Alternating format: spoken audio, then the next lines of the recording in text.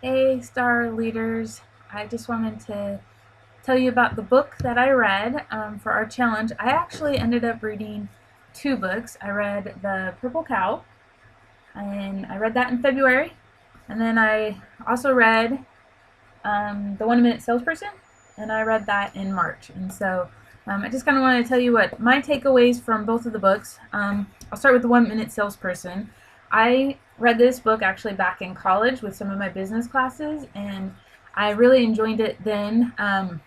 It helped me with the sales that I happened to be doing when I was working at my retail jobs when I was trying to put myself through college and everything. But the idea behind this is it just kind of helps you to understand how the selling process works, how to take that 1 minute to get your mind and yourself ready before you go and talk with the person or customer about the items that they're looking for, or to, it's not really about getting the sale necessarily, but knowing what the people are wanting and how to help them through the process of purchasing the items that will be perfect for them. A couple of things that I really liked was it talks about selling on purpose. So why are you selling? What is the point to it? And then some of the other things, the thing that I really liked the most was as it walks through you through everything. There's this little chart that they have in there, and this chart kind of is like a note for you the entire time. So it's like a sales plan for you. And so the 1 Minute Salesperson game plan. And so it's a quick reference guide after I've read the book to now go back and just kind of see it, and then I can go back to those chapters and look at the things that I've underlined and everything. So this is a great book to kind of strategize yourself when it comes to sales and stuff. It's a really easy read too. It's like a little over 100 pages, and it reads like a story. So that kind of helps you. Now with The Purple Cow, this book is more about how to set yourself apart and things. So the idea behind a purple cow is doing something remarkable, so that you stand out and things like that. So what I did with that book, since it was the first one that I read, is I went back through the book and underlined. I went back and wrote down everything that I underlined so that I now can easily look back at my notes. I plan on doing that with the 1 Minute Salesperson. I just haven't had a chance to do it yet, and it's on my list of things to get done. But I went through, and then I I added stars or double stars on things that really stood out to me.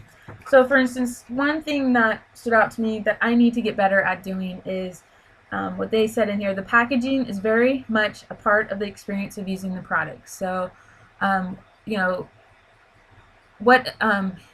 we go to the stores, and if something it catches our eye, why did it catch our eye? Because the packaging was there was something on there, maybe a color or a picture of something that drew us to it. So I need to remember that when I'm packaging up customers' orders, I need to make it so that is appealing to them, instead of just items in a bag, basically. Another thing is doing nothing is not as good as doing something great. But marketing just to keep busy is worse than nothing at all. And so that's something to remember. Lots of times I just randomly go out there and put a post out on social networking, not really putting any thought to it. And it's better if I just really put some thought into it and do it when it has some more meaning behind it than just to do it to get the task done. And finally, the other item that stood out to me, actually there was two.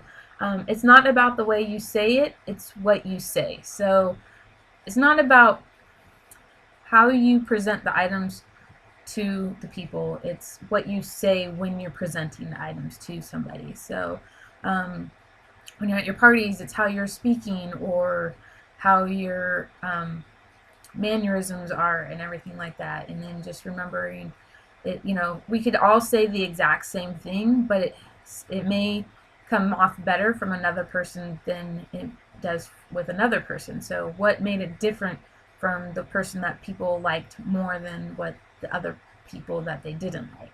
And then the other thing, there's a challenge in that book, and it was start with a blank paper and figure out what you'd do if you could do just about anything. If you weren't afraid of failing, what's the most audacious thing you'd try? And so that quote has been making me think a ton lately on what is it that I would do if I could do anything that I wanted to. And I'm writing those goals down and I'm making that my dream board. This is what I would love to do, and nothing's going to hold me back. And I have my Scentsy business here to help me along the way to reach those goals. If it may be for, I know I'm going to have trips on there for sure. So if it may be trying to take some family vacations and stuff, then that's something that I want to do. I know I want to see the world, but I have to have money in order to see the world. And there's other crazy things that I'm sure I'm going to want to try, but I just got to write it on my list and start knocking it off and getting everything done. So I invite everybody to read those two books and write down the points that you underline or highlight in them and go back and look at them. If you've already read them, read them again, because I know something's going to jump out at you and this time than it did the last time. I know when I was in college with the 1 minute salesperson, things jumped out to me that didn't jump at me the second time I read it, and vice versa. So I hope that helps you guys with everything. And if you have any questions, I'm here to help you. Bye.